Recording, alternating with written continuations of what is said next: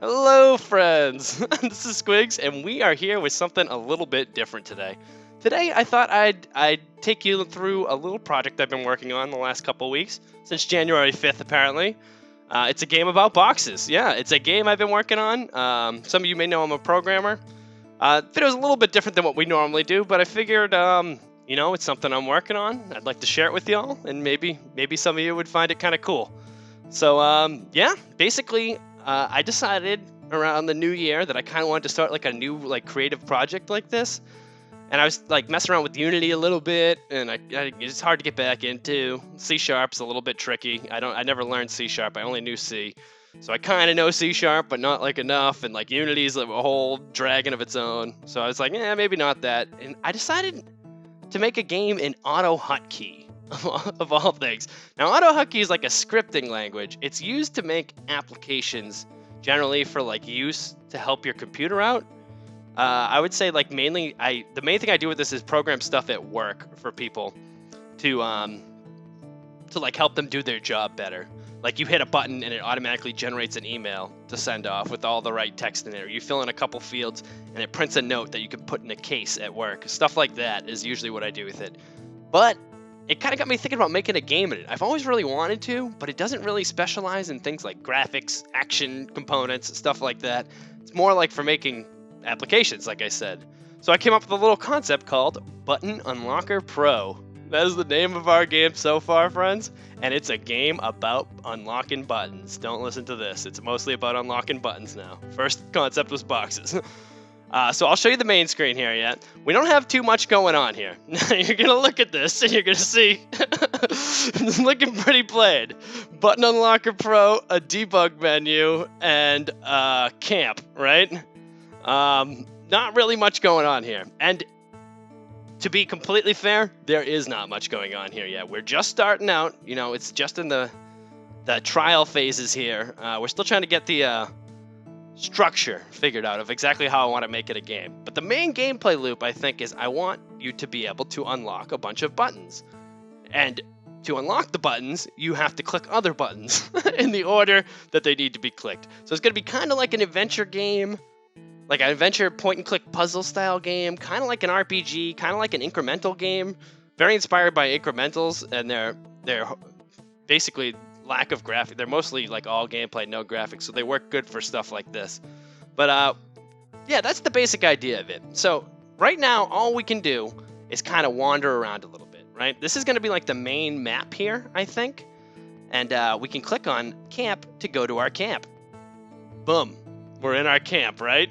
So now we got like a little bit more of a developed screen here. We got our campfire in the center, us standing next to it, and two little action buttons to find, kindling, and forage next to it, which I think I'm going to move off the camp screen eventually.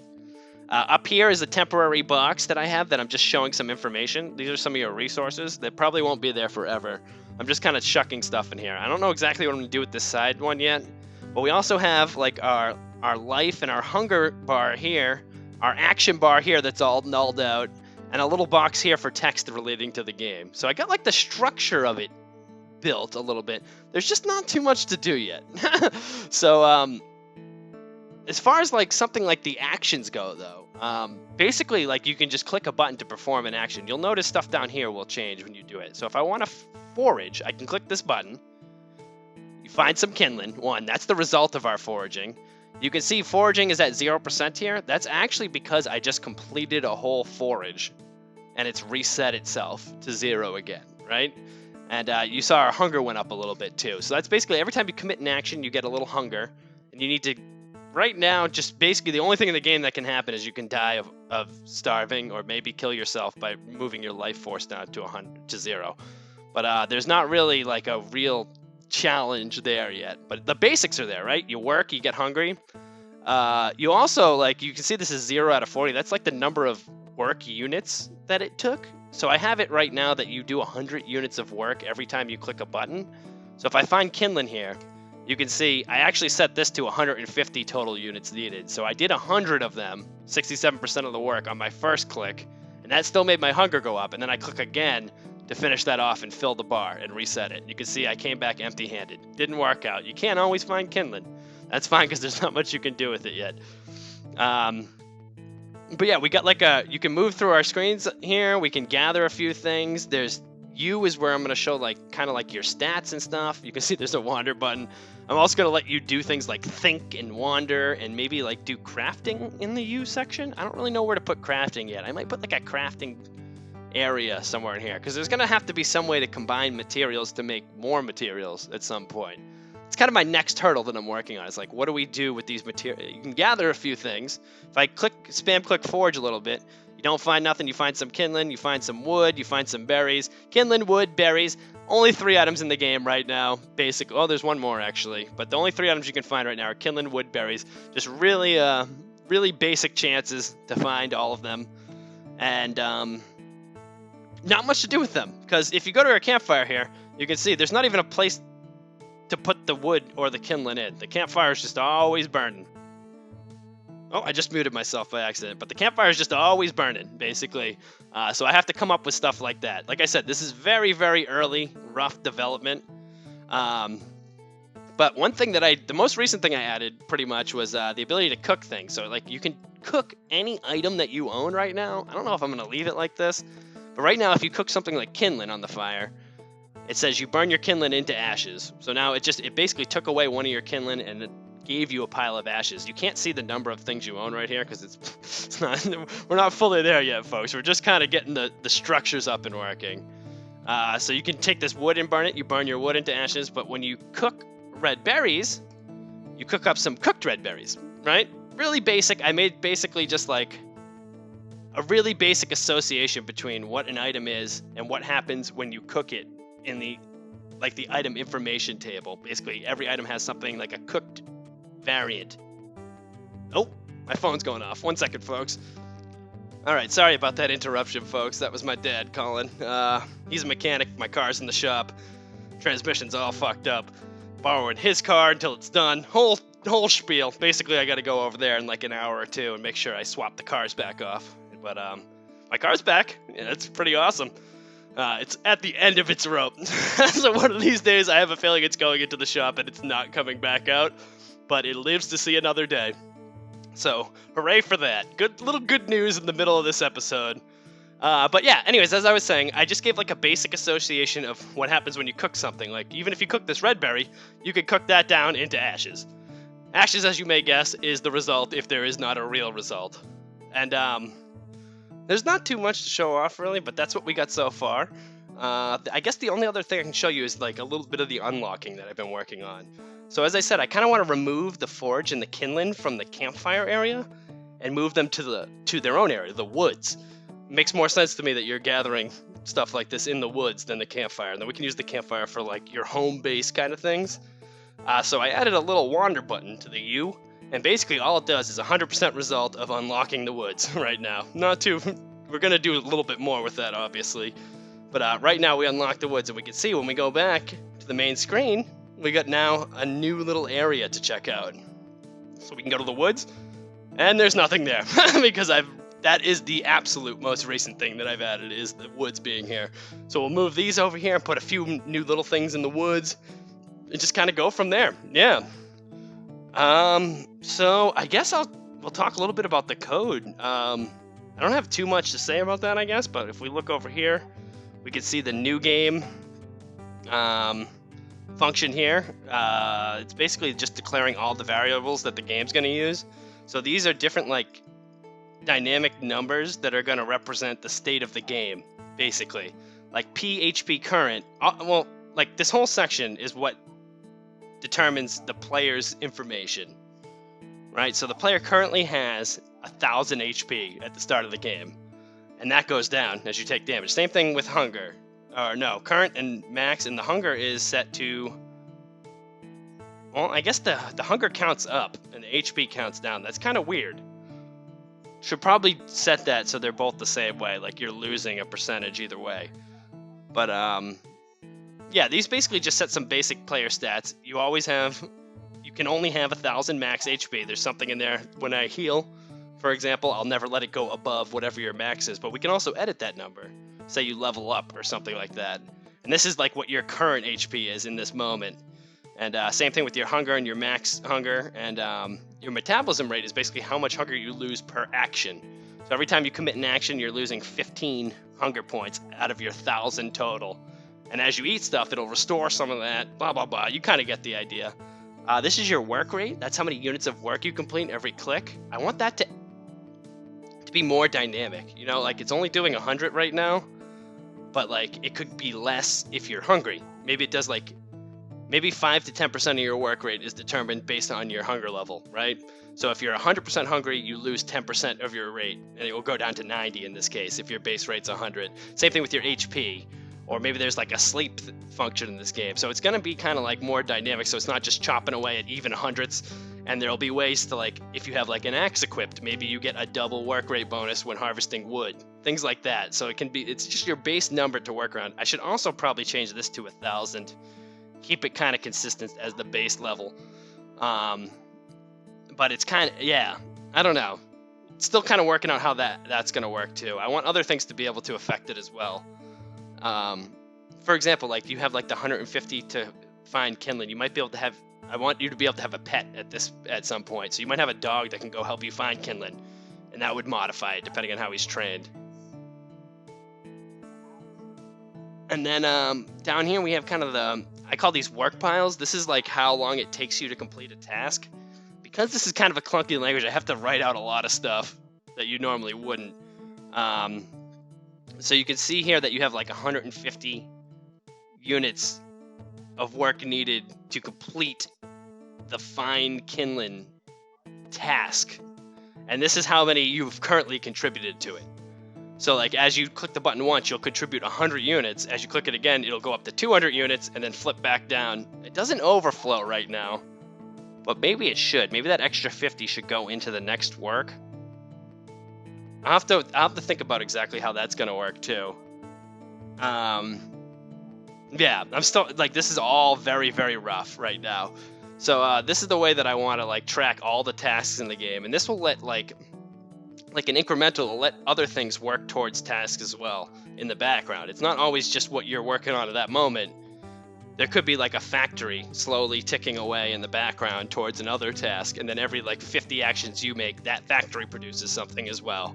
Something like that, you know what I mean? So we have all these different work piles that are all getting modified at once by all the different things in the game. Eventually, that's like the complex version of the game towards the end. And then this is just your message history here. That's just like the 10 messages that were last sent to the bottom of the screen, just to keep track of them. Oh yeah, and at the bottom here we have the actual like the item information. This is just like a little table of information. So you have the item name in the code, R-Kindlin. That's for kindlin. This right here tells you how many you currently have. Like the actual R-Kindlin variable has 0 to it, because you're going to start the game with no kindlin. But this is like the info for that item. And it's the name, the readable name, the description, and what it cooks into are the 4 things I have right now. But there'll be like probably like cell value, weight, anything else that is needed for. It depends on where the game goes, right? Like it could go either direction. And then we get the same thing here for wood. That also, and then you can see. I guess I'll show you the berry red cooks into berry red cooked, instead of the ashes that everyone else does. But otherwise, they're all pretty similar. Like I said, it's basically like a framework that I can add more items to when the game gets more complex. And I guess next we can go through some of the GUI stuff. I'll move this together here. So we have like this is the what actually prints the display to the screen here. So we have things like GUI add button to put like the buttons on the screen. That will put the button. This is the main screen when you first. Let me pull it up. The main screen, when you first pull this up, is everything that is shown is written right in this little GUI main. That's what's called. This function's called all this happens to show this screen. So we have the name of it, the go-to button. Basically, like if I had a button that was jumping to this GUI, it would be called this. It's a little bit weird. Then we have our title text. This just says like add GUI, add the text at this X and this Y with this width, which is the whole width of the screen, center it, and just say button unlocker pro. And because this font thing's above it, it tells it to do it size 50, bolded and impact font. So it'll just basically, like, all these little things are just commands to draw things to the screen. These fonts update the font size, reset the font, and then update it to a basic font size 14. Then we add a button for camp and a button for the woods. And you'll notice that there's only the button for camp when we start, because there's also this flag thing here. Flag status button woods. So it's saying to print the value of this flag here in the command for printing the button. And if you look over at the starting value, it's hidden. So it's actually printing the words hidden here when the program starts. And that will hide the button in the code. So when you first launch this, it's hidden. But if we go over to our button for wandering, you can see message box. When you button wander, it says unlock woods in a message box, and it sets the flag status button woods to blank. It equals just nothing. So now when it tries to print this thing later on, there's nothing telling it to hide it. You know what I mean? So that's how we control like what buttons can be seen and which ones can't be seen. And then down here is just basically this little function prints the whole menu bar. I kind of like broke it off into its own little function because it's going to be over and over. It says like print all the messages, print the work pile stuff, like the action bar, print your player hunger. Does all that at once. It basically does. Oh, and it adds the menu bar as well, I think. Oh, or is the menu bar separate for some reason? It's kind of weird. It should probably all be together. Just one function to print like the whole UI. Oh, I guess the menu bar has to go on screens where the display doesn't. But I don't know. I'm just getting into the nitty gritty here. And then finally, we have just a button to go back to the main menu here. So that's our... Oh, we're in the camp now. I'm in the wrong GUI. But yeah, so basically... That's basically how the GUI stuff works. I guess there's really not too much more for it. We have one for our camp view, our campfire view, our U screen, our main screen, and our woods so far. And then our GUI bits just are added to all the GUIs here. And if you look at like our buttons here, like you can see like at camp, like when you hit the button for forage, this is what code is executed. It's called the G label in AutoHotkey. So it says find the code for button camp forage and execute that when you press the button that says forage. So if you look at the button camp forage here, we can see that when you click the button, you click to forage, you basically do forage at the work rate that you're done, and then reset the work bar to forage with the current and max level that it's at. And then advance here just means to advance like a tick. That's the thing that makes you like hungry and updates everything. And it's like that can be considered like the passage of time in the game. Every advance is one game tick. And let's see, basically we should probably check out the do work thing next. This is probably the main function right now. This is every type of work is going to flow through this function. So you basically send it a work type name and it checks for the names. So if it's a kindling, it does all the stuff needed to check for kindling, which is basically like add to the work pile, check if that work pile is full, and if it is full, it'll reset it, determine your reward. This is kind of like a random roll from 1 to 100. That means this is how I do like percentages. So like 10% of the time when you complete this kindling task right now, you're going to hurt yourself. It's going to say you cut your fingers like an idiot. It's going to show you how much HP you've lost, and it's going to send that message, and it's going to actually hurt the player.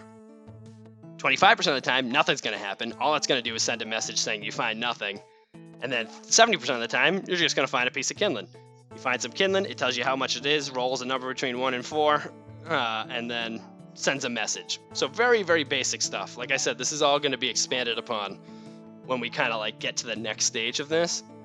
But I'm trying to get the structure set up first, I guess, before we go too deep into it. And then this function down here, this just updates the GUI, tells it like where like it's basically just all this stuff down here. It's setting all this stuff down here. So that's probably not worth going through. I'm wondering if there's anything else that's really important here. Crawl space is where I throw stuff I don't want to look at anymore. So a bunch of like functions that just do stuff that are probably not going to need to change. Menus. This is just what happens when you hit the debug button in the top.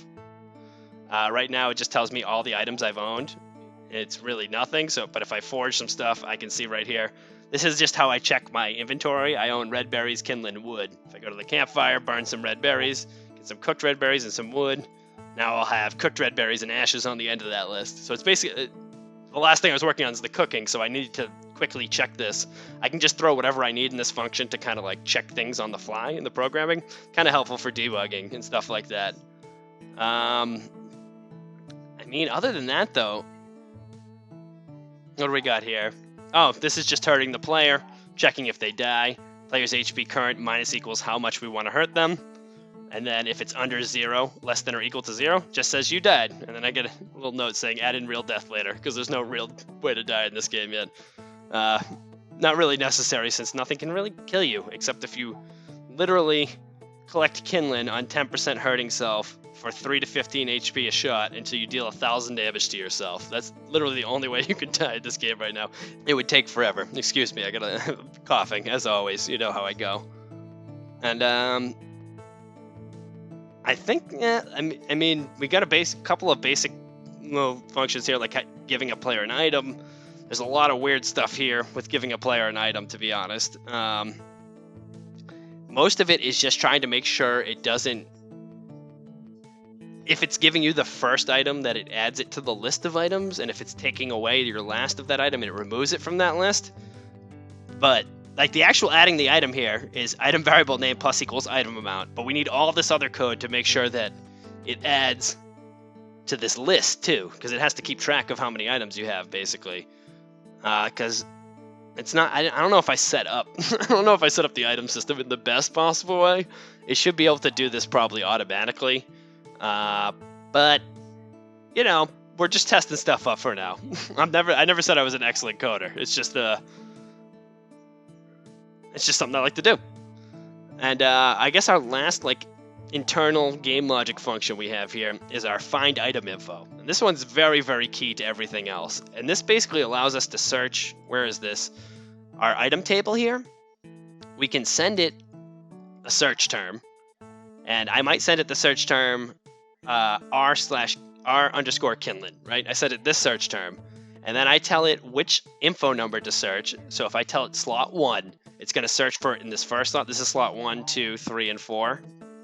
So if I say search in slot 1 for this phrase, and then info number to return is what I want the function to give back to me. So I can basically say, I know that I have the item name r_kindling here. I want to know what its description is so I can print it out. And so I say, I give you r_kindling, and I tell you it's in slot 1. You return to me what's in slot 3. And slot 3 says little bits of wood. I can print little bits of wood to the screen. It's basically so the program can gather information that it needs based on the information it has in that slot. It might not always know all the information. Programming is kind of weird. It's kind of weird when you break it down like that, because it sounds like the program should just know everything all the time, but you need stuff like this to kind of like bridge gaps between tables of information. Let's see. Yeah, so that's basically that. That's pretty much the short and the long of this. I guess our last function here is just the advance function. And this is just to advance the game state. It's really, really simple. It adds to your hunger. Player hunger current is plus equal to the hunger metabolism. That means take the hunger as it currently is and add on the metabolism rate. So it's kind of like saying that the new hunger is the old hunger plus the metabolism. That's what plus equal means here. And this is just to determine the percentage here, which probably doesn't need to do. This is actually for the... This doesn't need to be here. I don't think. This needs to be in the item, in the update display. I recently split this function into 2 functions. So this next part of it just updates everything on the screen, which is surprisingly complex in AutoHotkey, especially when you have so many screens. So, do for all displays. This is like determine current hunger percentage is something that needs to be done for all displays. And then it will put the current player hunger percentage here, which means that this number was not fully accurate before I moved that, just based on depending if I called advance or I just the update display part of the function. So there's little errors like that we're going to find as we go along, of course. Actually, we'll put this under the do for all displays too, because finding the find player HP percentage is also important. Percentage. All right, there we go. Little update there. And yeah, and basically it's saying like every time we do anything, update all the players' hunger, their life force, the work pile information here. But these only happen depending on what GUI you're currently on. So if you're on the camp GUI, I have it updating those weird things in the sidebar that I showed you that are up here. Sorry about that, I'm still coughing. But yeah, I have it updating basically this temporary stuff right now. But eventually, if there's stuff on the screen that matters, like in this campfire screen, I want to show, when you click on this, I want it to update how many of the item you have, and maybe even if you know the recipe that it cooks into. It'll show that information. So that would go into these little slots here. And that's everything right now. That's Button Clicker Pro, Button Unlocker Pro. I've come up with a few different names for it. It's real basic, but you can unlock, you can wander some woods, you can find some kindling, you can forage, you can cook things. I'd say it's not a bad start. And from here on out, I don't know exactly where I'm going to go next with it, but I got a couple ideas. You might have seen some of the, didn't mean to do that, some of our to-do list here. So like I really want the dog next, and then some like functional stuff, zones, rando bot, little things like that. Just like I got a lot of ideas, but it's kind of hard to, like, you want to do it in steps, the next useful thing. So I think that'll be fleshing out the woods, fleshing out how we unlock the woods, maybe adding crafting to the camp area. That really needs to happen. There has to be some way to make new things besides cooking them on a fire, which is the only way to transmute objects right now. Yeah, I don't know. So I figured I'd do a little video like this every once in a while, you know. We'll do an update on it, see how things are going. And that'll be a little weird mini-series that shows up every couple months in your inbox. Anyways, friends, I hope you enjoyed this. This is kind of a fun thing for me to do. I hope a few of you found it interesting. I know we have a few programmers out there, so I thought I'd share It's a Game About Boxes with all of you. We'll be back soon with something that's a little more traditional probably, but I do plan on peppering in more weird ones like this, so keep your eyes peeled for some strange stuff if that's what you're into. But yeah, thanks for joining me, friends. I hope you enjoyed it. I'll catch you all soon in the next one, and have a wonderful afternoon.